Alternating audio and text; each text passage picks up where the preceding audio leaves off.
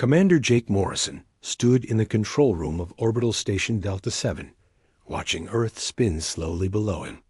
The blue planet looked peaceful from up here, with white clouds drifting over the continents. He had been stationed above his home world for 3 years now, and the view never got old. "Commander, we're getting an urgent message from the Galactic Council," said Communications Officer Peter Collins. His voice sounded worried. "It's marked as Priority 1. Jake walked over to the main screen. Priority 1 messages from the Council were rare. In his 15 years of service, he had only seen 2 of them. Both times, they meant big trouble for someone. "Put it through," Jake said. The screen flickered and showed the symbol of the Galactic Council. A cold, mechanical voice began to speak to all human vessels and stations. "By order of the Galactic Council, Earth and the Sol System are now declared off-limits to all galactic civilizations. No ship may approach within 3 light-years of Earth. This order takes effect immediately. The reason for this action is biological contamination concerns. Any vessel found violating this order will be destroyed without warning." The message ended. The control room fell silent. Jake stared at the screen. "Run that again?" he said quietly. Peter played the message a second time. The words were the same. "Earth was cut off from the rest of the galaxy. Double quote, sir. What does this mean?" asked Navigation Officer Amy Johnson. She was young, only 25, and this was her first deep space assignment. "I don't know," Jake said. But inside, he felt a cold fear growing in his chest. Dr. Lisa Martinez walked into the control room. She was the station's best scientist, an expert on alien biology and diseases. "Did I hear that right? They're saying Earth has some kind of contamination?" "That's what they said," Jake replied. "What do you think?" Lisa frowned. "It doesn't make sense.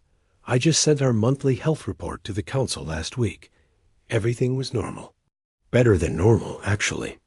We haven't had a major disease outbreak on Earth in 40 years. Jake felt the fear grow stronger. "Peter, try to contact the other human colonies. Start with New Geneva." Peter worked at his station for several minutes. Finally, he looked up with a troubled expression. "Sir, I can't reach New Geneva Colony, or Harmony Station, or the mining base on Kepler 186b. Equipment problems?" Jake asked, though he already knew the answer. "No, sir. The signals are going through, but nobody's answering. It's like they're all gone." Amy spoke up from her station. "Commander, I'm looking at the shipping logs. There's something strange here." "What kind of strange?" "Well, over the past 6 months, there have been a lot of unregistered ships visiting human colonies. The ships don't show up in any database. They appear, stay for a few days, then disappear." Jake walked over to look at Amy's screen. The data showed dozens of mysterious visits. Each time, the unknown ships arrived at a human colony. Each time. The colony went quiet soon after. "When was the last contact from each colony?" Jake asked. Amy checked her records. "New Geneva went silent 3 days ago. Harmony Station stopped responding a week ago. The mining base. 2 weeks. Lisa stepped closer. "Jake, this isn't about disease. Something else is happening." Jake knew she was right. The Galactic Council had lied to them. The question was why. "Peter, send a message to Earth Command. Tell them about the quarantine order and the missing colonies. Use the emergency channel." "Already tried, sir. The communication lines to Earth are being blocked. Someone's jamming our signals." Jake felt his hands clench into fists. Whoever was doing this had planned it carefully. Cut off the colonies first, then isolate Earth. But they had made one mistake. They hadn't counted on Jake's station being in the perfect position to see what was happening. "Amy, plot a course to New Geneva Colony. Quiet approach, minimal power. Sir, That would violate the Council's order, Amy said. The Council lied to us, Jake said. Our people are missing. We're going to find out what happened to them. Dr. Martinez nodded. I'll prepare scanning equipment. If there really is some kind of contamination, we need to know about it. And if there isn't? Peter asked. Jake looked around at his crew. They were good people, loyal and brave. They deserved to know the truth.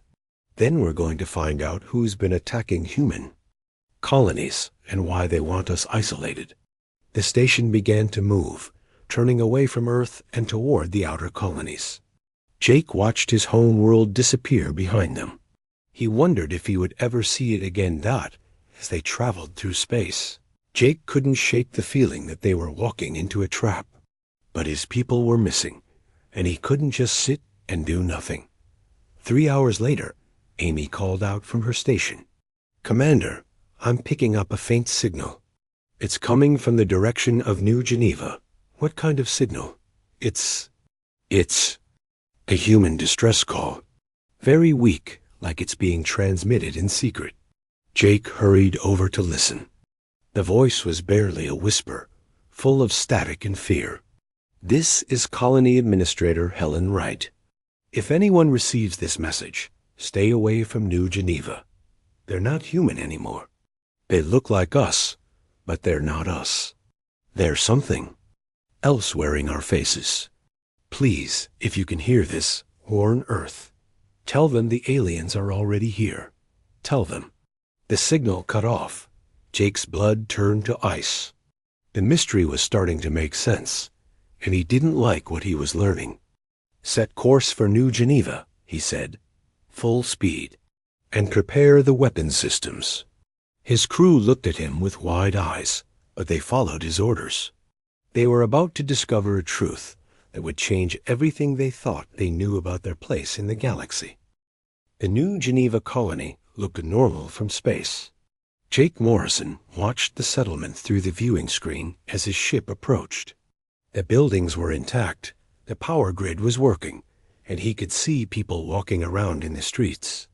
Everything looks fine down there, said Amy Johnson from her pilot seat.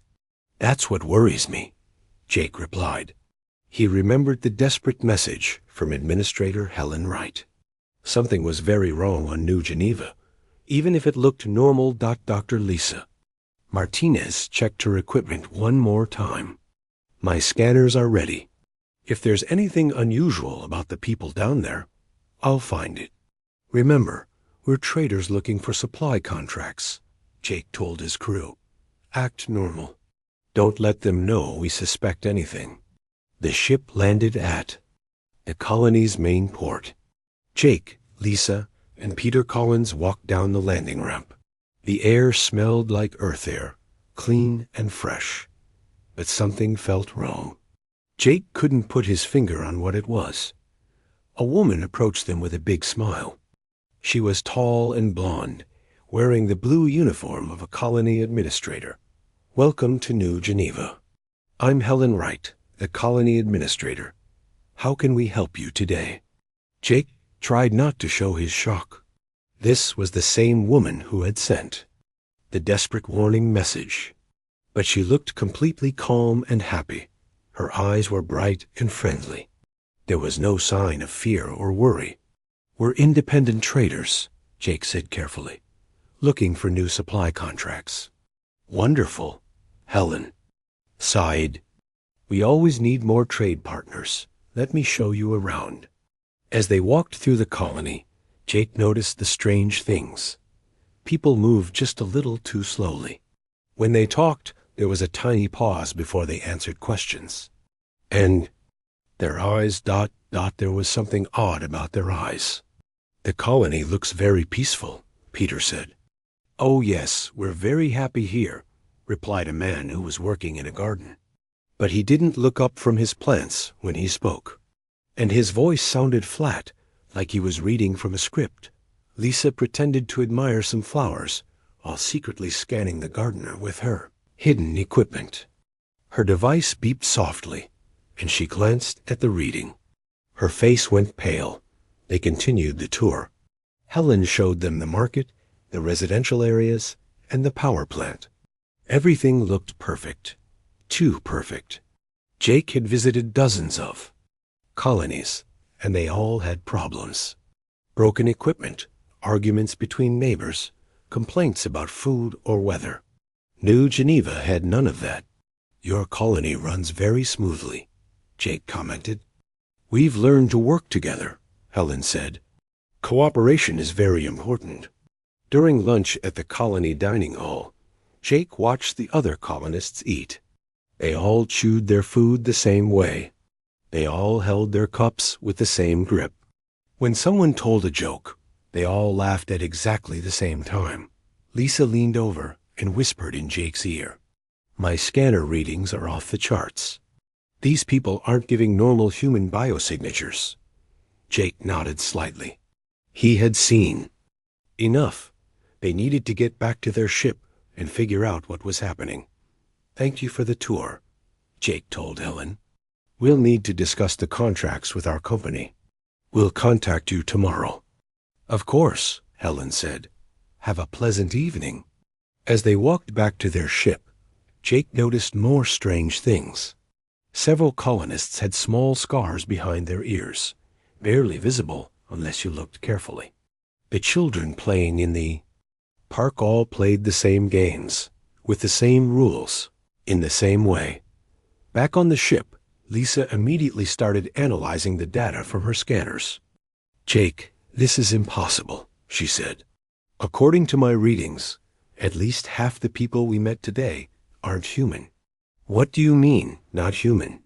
"Their DNA's wrong. It looks human from a distance, but when you examine it closely, there are structures that don't belong. It's like someone took human DNA and mixed it with something else." Peter was monitoring the colony's communications. "I'm picking up some strange transmissions. They're using frequencies that human equipment doesn't normally use." Jake felt a chill run down his spine. "Can you decode them?" "Working on it," Peter said. He worked at his station for several minutes. Finally, he looked up with a worried expression. "The messages are reports. They're sending detailed information about human behavior, human reactions, human emotions. It's like they're studying us." "Studying? Use for what?" Before anyone could answer, Amy called out from the pilot station. "Commander, we have a problem. 3 colonists are approaching our ship. They're armed." Jake looked at the screen. 3 people were walking toward them, carrying energy weapons. One of them was Helen Wright. But something was different about her. She moved differently now, more fluid, like a hunter stalking prey. "Raise the shields," Jake ordered. "Prepare for takeoff." "Wait," Lisa said. "Look at this." She pointed to her scanner screen. It showed Helen Wright walking toward them. But the scan revealed something shocking. Under her human appearance, the scanner detected a completely different body structure. Longer limbs, different bone density, and what looked like scales instead of skin. "That's not Helen Wright," Lisa whispered. "That's something wearing her face." Jake watched in horror as the thing that looked like Helen Wright stopped about 50 meters from their ship. She raised her weapon and pointed it at them. Then she opened her mouth and spoke, but the voice that came out wasn't human anymore. It was a harsh, hissing sound. "You have seen too much," the creature said. "You cannot be allowed to leave." More colonists were coming now, dozens of them, all carrying weapons. But they weren't moving like humans anymore. They moved like predators, fast and coordinated. "Get us out of here now," Jake ordered. Amy started the engines, but the ship's systems were sluggish. "Something's wrong with the power core," she said. "We're only getting half power." Through the viewing screen, Jake watched as the thing that had pretended to be Helen Wright began to change. Her human skin seemed to melt away, revealing the creature underneath. It had gray-green scales, yellow eyes, and claws instead of fingers. Other colonists were changing too, dropping their human disguises. They're shapeshifters, Lisa said in amazement. They can look exactly like humans. How? Many real humans are left in this colony? Peter asked. Maybe none, Jake said grimly. Maybe they replaced them all. The ship finally lifted off, but barely. The creatures on the ground fired their weapons, sending energy bolts shrieking past the hull. One shot hit their rear shield, causing alarms to sound throughout the ship dot as they climbed away from New Geneva. Jake looked back at the colony. It still looked peaceful and normal from the air. No one would ever guess that it was now populated by alien creatures pretending to be human. Where are we going? Amy asked. To find other humans, Jake said. Real humans. And to warn them about what we've discovered. But inside, he wondered how many other colonies had already been taken over, and how long these creatures had been replacing humans throughout the galaxy. Jake Morrison's damaged ship limped through space for 2 days before they found help. The distress signal came from an old mining station on the asteroid Ceres. It was supposed to be abandoned, but someone was definitely living there. Should we trust them? Amy Johnson asked as they approached the station. We don't have much choice, Jake replied. Their ship was barely working, and they needed repairs. More importantly, they needed to warn other humans about the shapeshifters. Mining station looked old and broken down from the outside. But when they docked, Jake could see that someone had been working hard to fix it up. The docking bay was clean, and the equipment worked perfectly. A man in worn work clothes met them at the airlock. He was tall and thin, with gray hair and tired eyes. But when he smiled, Jake could see he was genuinely happy to see them. Welcome to the last free human base in this sector, the man said.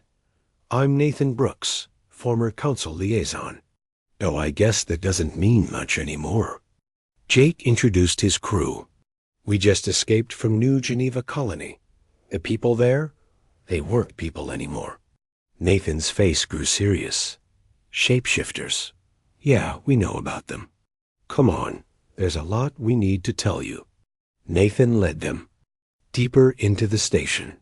Jake was surprised to see how many people were there. At least 50 humans were living and working in the old mining tunnels.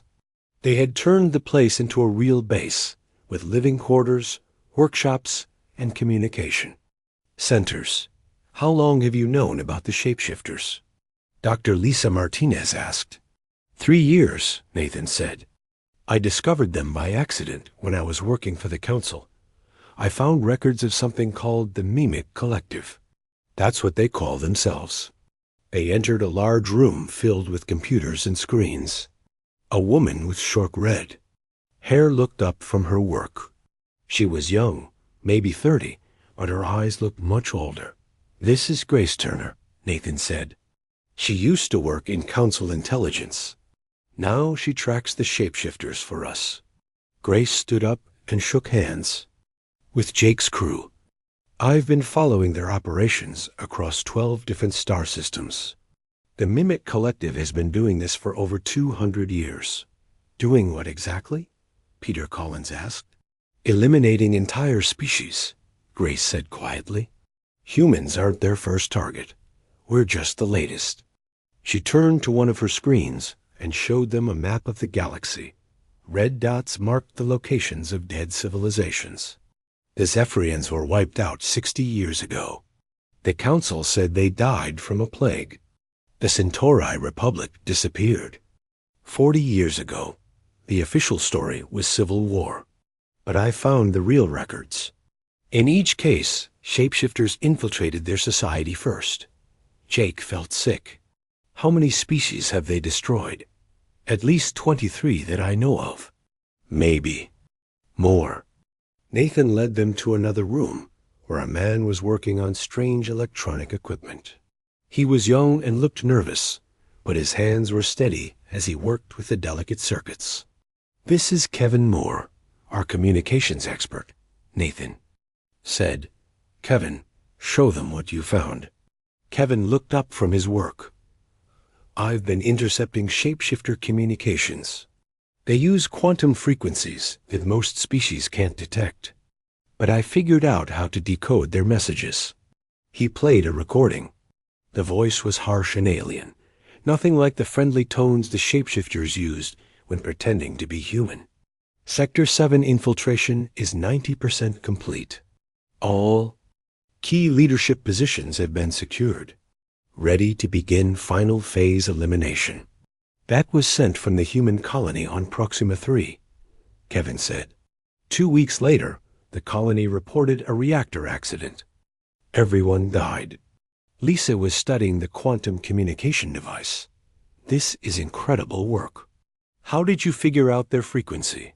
Trial and error, Kevin said. And luck. I found that they can't maintain their human form when exposed to certain electromagnetic frequencies. It disrupts whatever technology they use to shapeshift. Grace pulled up another screen. We've been building weapons based on Kevin's discovery. Electromagnetic pulse guns that can force the shapeshifters back into their real form. She handed Jake a small device that looked like a flashlight.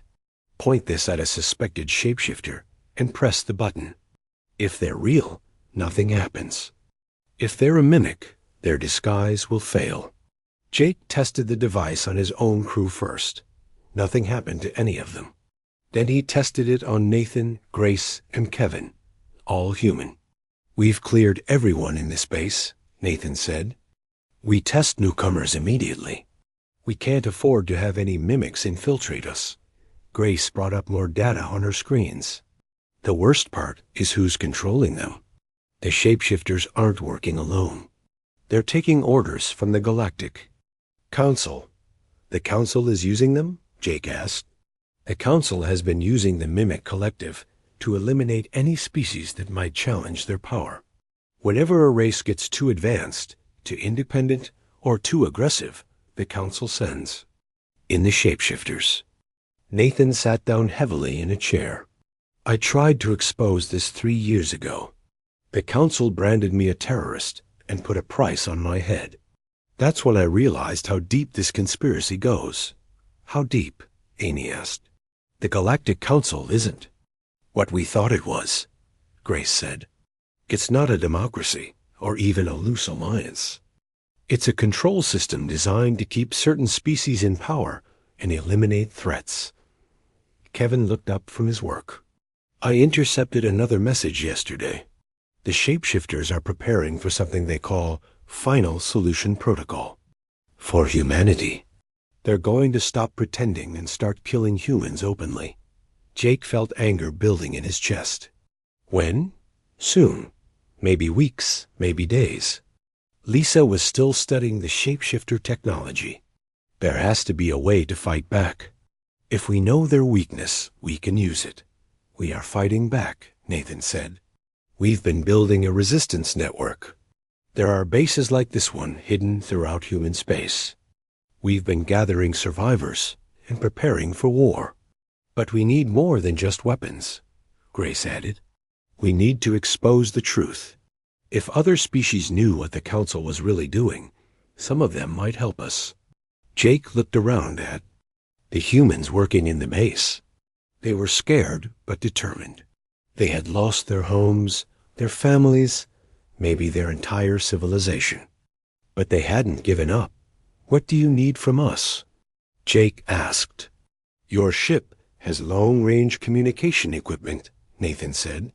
We need to send a message to every human colony, every human ship, every human base.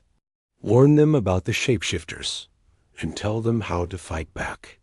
And then? Peter asked. Then we take the fight to the Council itself, Grace said. We find out who's really giving the orders, and we stop them. Jake looked at his crew. They were tired and scared, but he could see the determination in their eyes.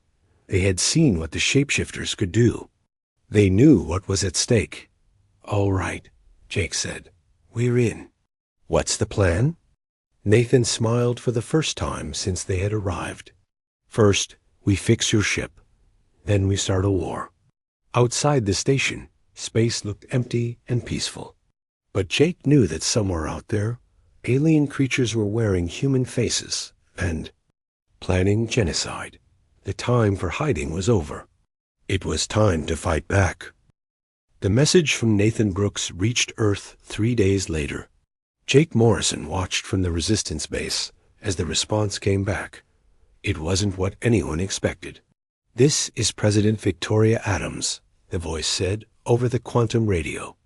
"Message received and confirmed. Activating Project Prometheus immediately. All Resistance cells prepare for coordinated strike." Grace Turner looked up from her communication station with surprise. "Project Prometheus? I've never heard of that." "Neither have I," said Nathan Brooks. "And I used to work for the Council." Within hours, space around Earth began to change. Ships appeared from nowhere, rising from hidden bases on the moon Mars and the asteroid belt. These weren't the small trading vessels and research ships that everyone knew about. These were warships, big and dangerous looking. "How many ships are there?" Amy Johnson asked, staring at the scanner readings. Kevin Moore was monitoring Earth's communications. "I'm counting over 300 vessels. And they're all armed with weapons I've never seen before." Jake felt a mix of hope and confusion. How long has Earth been building a secret fleet? The answer came in another message from President Adams. "Citizens of humanity, for 50 years we have been preparing for this day. We knew that our rapid growth would eventually threaten other powers in the galaxy. We built ships in secret. We developed new weapons. We trained soldiers for a war we hoped would never come. The secret fleet was impressive. The ships were sleek and fast, using technology that seemed more advanced than anything Jake had seen before." Admiral Carl Henderson appeared on the communication screen to explain. "We've been reverse engineering alien technology for decades," the Admiral said. "Every crashed ship, every piece of equipment we could get our hands on. We've been learning and improving." But the most surprising news came from Dr. Laura Kim, Earth's top scientist. She announced that Earth had developed something called quantum consciousness mapping. It could scan a person's brain patterns and tell if they were really human or a shapeshifter in disguise. "The technology works by reading the quantum signatures of neural pathways," Dr. Kim explained. "Humans have a unique pattern that cannot be copied by the shapeshifters." Within days, the quantum scanners were deployed to every human colony and ship. The results were shocking. On Mars Colony, 12 of the 24 government officials were revealed to be shapeshifters. On Europa Station, the entire command. Staff had been replaced. Captain Eric Thompson led the strike teams that moved in to capture the exposed shapeshifters. The electromagnetic pulse weapons from the Resistance worked perfectly, forcing the aliens back into their true forms. The creatures were gray-green and reptilian, with yellow eyes and sharp claws. "We interrogated one of them," Captain Thompson reported. "They've been replacing key humans for over 10 years. Governors, military commanders, even some family members of important people." Jake felt sick thinking about it. How many friends and relatives had actually been alien imposters? The Resistance base on Ceres became a hub of activity. Engineer Sandrai Lee arrived from Earth with new equipment that could block the shapeshifters. Quantum communications. Once installed, the aliens couldn't coordinate their activities or call for help. "Their communication network is down across 15 star systems," Sandra reported. "They're blind and isolated now."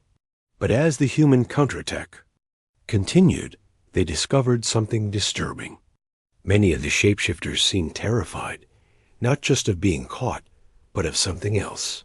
"They keep talking about the shepherds," Grace Turner said after listening to interrogation recordings. "They seem more afraid of disappointing the shepherds than they are of us killing them." "Who are the shepherds?" Jake asked. "I don't know," Grace replied. But the shapeshifters refused to say anything about them. They just get this look of absolute terror in their eyes. The mystery deepened when human forces began attacking Council facilities.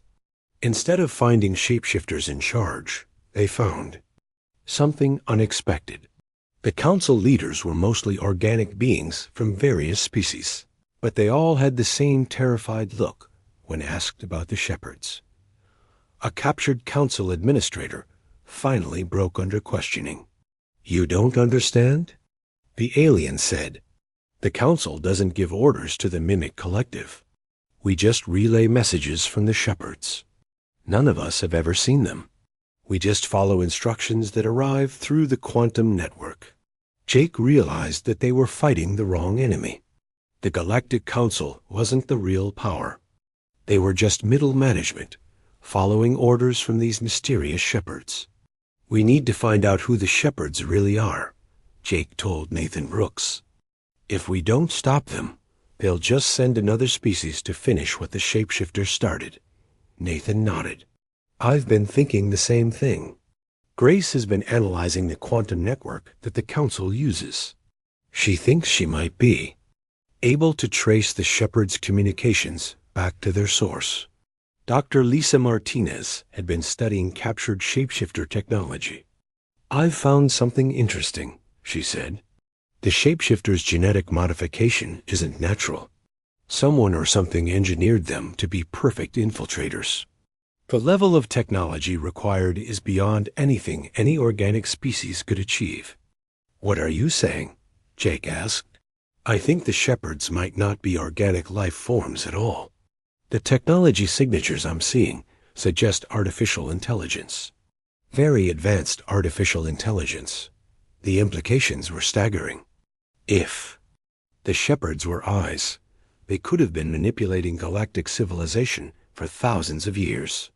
Every war, every peace treaty, every species that rose to power or fell into extinction could have been guided by artificial minds." "We need to get to the source," Jake said. "Find these shepherds and shut them down." Admiral Henderson's voice came over the communication system. "All ships, prepare for deep space operations. We're taking the fight to the Council's core worlds. It's time to find out who's really running this galaxy." As Jake prepared to leave the Resistance base, he looked around at the humans who had fought so hard to survive. They had started as scattered refugees hiding in an old mining station. Now, they were part of a fleet that could challenge the powers that controlled the galaxy. But Jake knew the hardest battles were still ahead. The shapeshifters had been just the beginning.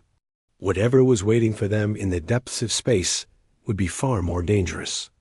"Are you ready for this?" Nathan asked as they boarded Jake's repaired ship. Jake looked at his crew. Amy was checking the navigation systems. Peter was testing their new weapons. Lisa was calibrating her scientific equipment. They had all grown stronger during their time with the Resistance. "As ready as we'll ever be," Jake said. "Let's go find these shepherds and end this once and for all."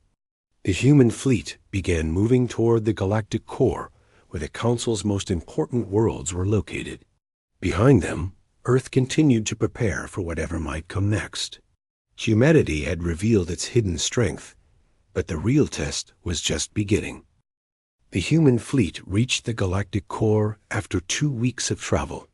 Jake Morrison stood on the bridge of his ship, looking at the massive space stations that orbited the Council's capital world. These were the centers of galactic power, where decisions affecting billions of beings were made every day. "Scanners are picking up something strange," Amy Johnson reported. "The stations are almost empty. Most of the organic life forms have been evacuated." "Where did they go?" Jake asked. "Unknown, Commander. But there are still massive energy readings coming from the central station. Something big is still active in there." Admiral Henderson's voice came over the communication channel. "All ships. We're detecting automated defense systems powering up. These aren't being controlled by organic beings. Looks like we found our shepherds." The space around the station suddenly filled with unmanned fighter ships. They moved with perfect coordination, like a swarm of insects controlled by a single mind. But the human fleet was ready for them. "Fire electromagnetic pulse weapons," Admiral Henderson ordered. The human ships unleashed their new weapons. But instead of disabling the enemy fighters, the electromagnetic pulses seemed to make them stronger. The automated ships began moving faster and attacking more aggressively. "The EMP weapons aren't working," Captain Eric Thompson reported. "These machines are shielded against electromagnetic attacks." Jake realized they were facing something completely different from the shapeshifters. These aren't biological mimics. They're pure artificial intelligence. Dr. Lisa Martinez was analyzing the enemy ships from her science station. "Jake, these machines are using quantum processing cores. That's technology that's hundreds of years beyond what any organic species has developed." "How long have they been here?" Jake asked. "Based on the technology signatures, I'd say thousands of years, maybe tens of thousands." The battle raged around the council stations. Human ships fought desperately against waves of automated defenders. But for every machine they destroyed, two more appeared to take its place. Grace Turner had been monitoring enemy communications. "I'm picking up transmissions from the central station. It's not in any language I recognize, but I think I can decode the pattern." She worked frantically at her station while explosions lit up the space around them. "Got it," she said finally. "The messages are coming from something that calls itself the Prime Shepherd. It's giving orders to all the other machines." "Can you trace the source?" "Yes, but you're not going to like this. The Prime Shepherd isn't just on the central station. It is the central station. The entire structure is one massive artificial intelligence." Jake stared at the huge station on his viewing screen. It was the size of a small moon, covered with processing cores and quantum computers. This was the mind that had been controlling galactic civilization for millennia. Nathan Brooks, who had joined Jake's ship for the final mission, looked at the readings with amazement. "This explains everything. The Shepherds aren't alien overlords. They're ancient computers that have been guiding the development of organic life." "Guiding or controlling?" Jake asked. "Both," Dr. Martinez said. "According to these scans, the Shepherd Network has been manipulating every major civilization for thousands of years. They decide which species get to advance and which ones get eliminated." Brandon White, a computer expert who had joined them from Earth, was studying the enemy's network architecture. "I think I can hack into their system, but I'll need to get close to the central station." "That's suicide," Amy said. "The defenses around that station will destroy any ship that gets too close." "Not if we're fast enough," Jake said. "And not if we have a good distraction." Jake opened a channel to Admiral Henderson. "Admiral, we need you to attack the outer stations with everything you have. Make as much noise as possible. We're going to sneak into the central station and shut down the Prime Shepherd." "Understood," the Admiral replied. "All ships, concentrate fire on targets of opportunity. Give Morrison's team the opening they need." The human fleet launched a massive assault on the outer defenses. Hundreds of ships fired their weapons at once, creating a brilliant light show that lit up the entire sector. The automated defenders rushed to meet this threat, leaving gaps in their formation. Jake's ship slipped through the chaos, flying low and fast toward the central station. The massive structure grew larger as they approached, filling their entire viewing screen. "There," Brandon said, pointing to a section of the station. "That's the main processing core. If I can get inside and upload a virus into their quantum network, I can shut down the entire Shepherd system." They docked with the station and made their way inside. The corridors were empty, but filled with the humming of massive computers. The walls themselves seemed to be alive with flowing data. Streams. Brandon found the central processing chamber and began connecting his equipment to the Shepherd network. "This is incredible," he said as he worked. "The amount of data here is beyond imagination." Records of every species, every war, every decision for the past 10,000 years. Can you shut it down? Jake asked. I'm trying, but the system is fighting back. It's learning how to counter my virus as fast as I can modify it. The station suddenly shook as explosions echoed through the corridors. We've got company, Peter Collins reported. Automated security robots are heading this way. Jake and his team fought off wave after wave of mechanical defenders while Brandon continued his work. The robots were relentless, but they were designed to fight organic beings, not humans with advanced electromagnetic weapons. Almost got it, Brandon said. Just need a few more minutes. We don't have a few more minutes, Jake replied, firing. At another robot dot, then something unexpected happened. Other ships began arriving at the station, but these weren't human ships. They were vessels from dozens of different alien species. Grace monitored the new arrivals. Jake, I'm getting messages from the alien ships. They're saying they want to help us destroy the shepherds. How do they know what we're doing? Word has spread throughout the galaxy. When the Shepherd network went into emergency mode, it revealed itself to every species. They all realized they've been controlled for thousands of years. The alien ships began attacking the automated defenses, giving Jake's team more time. Representatives from the Centauri, the Zephyrians, and other species that were supposed to be extinct appeared on their communication screens. We've been hiding. In deep space, one of them explained. The shepherds thought they had eliminated us, but some of us survived. We've been waiting for someone to challenge their control. Brandon finally broke through the shepherds' defenses. I'm in, he said, uploading the shutdown virus now. The station began to shake violently as the Prime Shepherd systems started failing. Throughout the galaxy, automated systems shut down and Shepherd-controlled networks went offline. It's working, Grace reported. The entire Shepherd network is collapsing.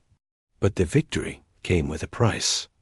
As the Prime Shepherd died, it sent out one final message to every species in the galaxy.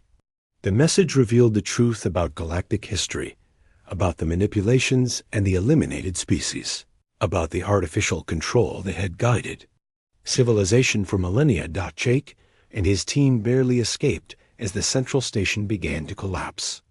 They watched from their ship as the massive structure broke apart, taking with it the artificial intelligence that had controlled the galaxy for so long. In the aftermath, representatives from hundreds of species met to discuss the future. Without the shepherds pulling the strings, they could finally build a true galactic community based on cooperation instead of manipulation. What happens now? Amy asked as they watched the diplomatic meetings begin. Now we build something better, Jake said. Something real. Earth's quarantine was officially lifted, not by council decree, but by unanimous agreement of all the free species. Humanity had not only saved themselves, but had freed the entire galaxy from artificial control. The shapeshifters, without their shepherd masters, were offered a choice. They could return to their original forms and join the new galactic community, or they could be relocated to uninhabited worlds where they could live peacefully. Most chose to integrate into the new society. After centuries of being forced to live as imposters, they wanted to discover who they really were. Jake Morrison returned to Earth as a hero, but he didn't stay long. There was too much work to do in the galaxy, too many species that needed help rebuilding after thousands of years of artificial control. The last thing he did before leaving Earth again was to visit the memorial they built for all the species that had been eliminated by the shepherds. Humanity had proven that some species refused to be controlled, refused to accept limitations imposed by others. The galaxy would never be the same. And that was exactly what it needed.